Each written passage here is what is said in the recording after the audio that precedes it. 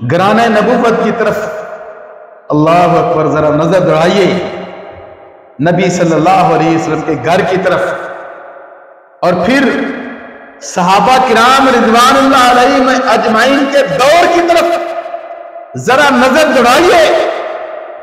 اس time کیا situation تھی، کیا صورتحال تھی، لیکن کبھی صبر کا دامن ہاتھ سے نہیں چھوڑا۔ اور یہ نہیں کہ ہمیں آزمائش آ رہی ہے، ہم عبادت کیوں کریں۔ جتنی زیادہ آزمائشیں ہوتی تھی اتنا ہی زیادہ عبادت کرتے تھے۔ اما عائشہ صدیقہ طاہرہ مطہرہ صدیقہ بنت صدیق رضی اللہ تعالی عنہ ارشاد فرماتی ہیں،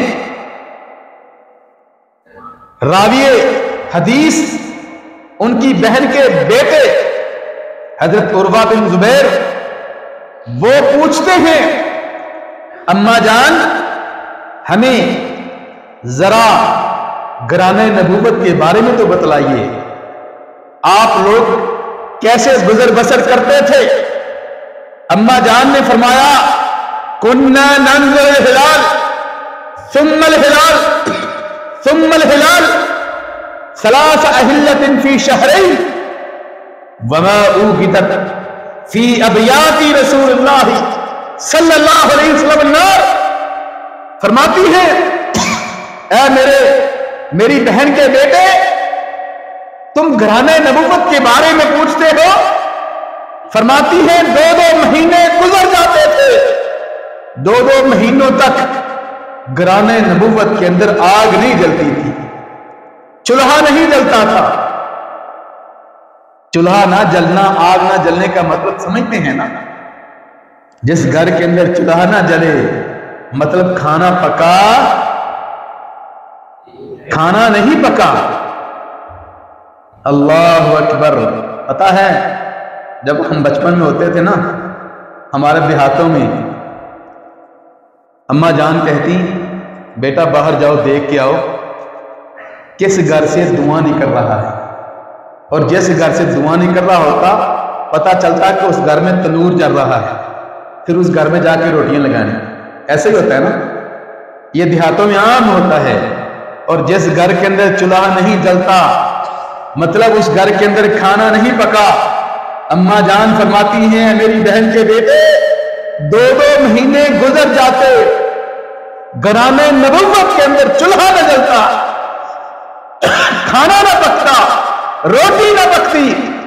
عروہ بن زبیر کہتے ہیں، کیف کان یعیشکم یا خالتی، اے خالہ جان جب 2 مہینے چولہا نہیں جلتا تھا آپ لوگوں کا گزر بسر کیسے تھے؟ آپ لوگ کیا کرتے تھے؟ وہ چھوٹی چھوٹی باتوں پر واویلا کرنے والوں، چھوٹی چھوٹی مصیبت آ جائے تو پریشان ہونے والوں، چھوٹی چھوٹی باتوں پر، چھوٹی چھوٹی پریشانی پر سر اٹھانے والوں، سن لو گھرانے نبوت کے بارے میں اما جان فرماتی ہیں ہمارا گزارا پوچھتے ہو، کانت الاسودان التمر والماء۔ اما جان فرماتی ہے ہمارے گھر کے اندر صرف 2 چیزیں ہوتی، کھجور ہوتی یا پانی ہوتا۔ اللہ اکبر۔ اور کھجور اور پانی کے اوپر گزارا کرتی۔